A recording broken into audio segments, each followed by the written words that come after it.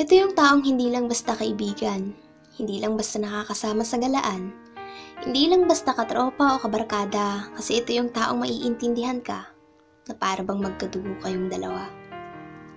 Sa panahon ngayon, iilan na lang sila, madalang ka nang makahanap ng isang taong magiging totoo sa'yo. Yung masasandalan mo kapag pakiramdam mo nag-iisa ka sa mundo. Sa mundong mapanghusga, ito yung klase ng kaibigang hindi lang nandyan kapag may kailangan, kundi mananatili lagi kahit lahat sila ikaw ay pag-iwanan. Problema? Sikreto? Sa kanya, malaya kang makakapagkwento. Hindi gaya ng iba na kapag nag-away kayo, asahan mo kakalat yan sa ibang tao. Kadramahan mo sa buhay?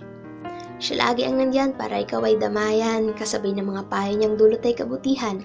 Kung madalas ikaw ay pag-agalitan at kung minsan, di na kailangan ng salita, sa pakikinig niya pa lang nakakagaan na ito ng kalooban. Ganyan ang matalik kong kaibigan.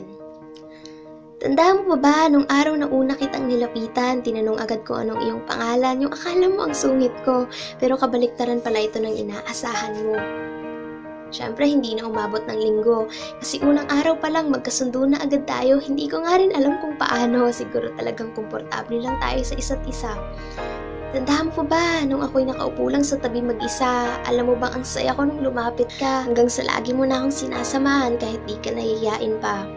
Lalo na yung di mo pagdadalawang isip na ako ay tulungan, na umabot agad sa kopyahan makapasa lang sa exam, pati yung una nating pag-aaway dahil lang sa maliit na bagay, yung mga tampuhan nating uuwi agad sa batian, yung mga kalokohan nating mas nagpapatatag ng ating samahan. Tapos dinaigpanghan natin yung magkakambal kasi di na tayo mapaghiwalay. Kulang na nga lang sa inyo na ako manirahan, umaga, tanghali, gabi, ikaw ang kasama. Hindi rin naman nakakasawa kasi walang araw na di tayo tumatawa. Sa lahat ng bagay magkasundo tayo na tila may sarili tayong mundo kung saan tayong dalawa lang yung nagkakaintindihan.